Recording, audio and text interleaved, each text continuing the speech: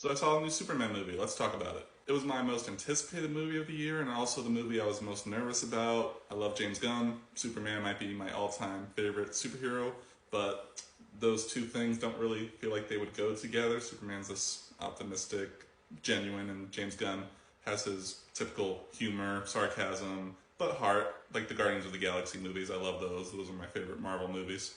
I just didn't feel like they would congeal well. It's kind of like you love hot dogs, you love steak, but you don't want a hot dog steak. Overall, it's good. David Cornsweet as Superman nailed it. I've been calling him Discount Henry Cavill very rudely, I think because I've just been bitter about Henry Cavill DC breakup.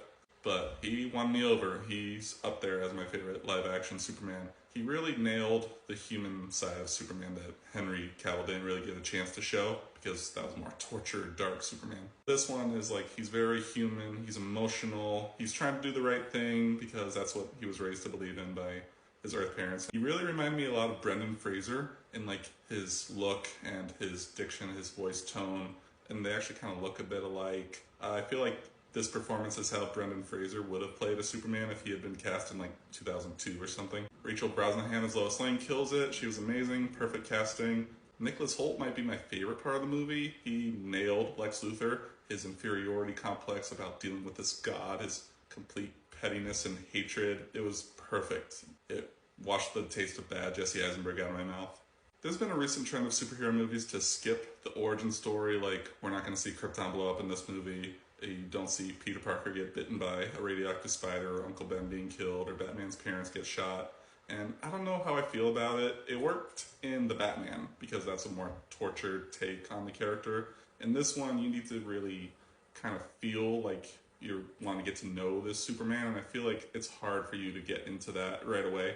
Plus, the movie starts with him getting his ass kicked. Like, you establish that he's the most powerful person ever. Like, start with him being like Superman, going around and saving people. The James Gunn-ness worked and it didn't work. It was less prevalent than in the Guardians movies. The humor, the dramatic, heartfelt stuff, undercut with a joke. There wasn't as much of that. There was only really two parts of the movie where it kind of bothered me, where they had this emotional moment and then bam, joke, or shenanigans going on in the background while there's heavy moments or heavy conversations going on. The movie felt like a sequel to a movie we didn't get. It's very cluttered. It has all these side characters like the Daily Planet and then the Justice Gang, they call them in this movie. It didn't really feel as much of a Superman movie as I would have liked it to. It kind of felt like an episode of the old Justice League Unlimited TV show where it's Superman and Mr. Terrific and Green Lantern and Hawkgirl, and they're going to go on this adventure to stop Lex Luthor. And my main issues are it's cluttered, there's some tonal issues, not as bad as something like Guardians of the Galaxy 2. There's a couple of miscastings. No disrespect to the actors who we cast as the Kents, but I know you have Kurt Russell's phone number. I know you do.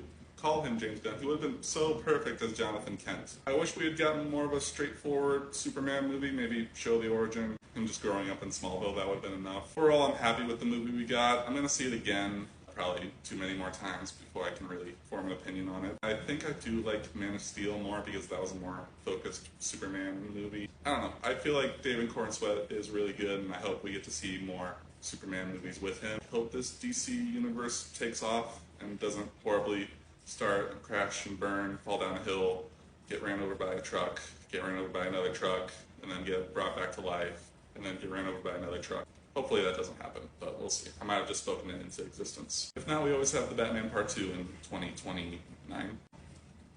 Oh god, I'm gonna be over 30.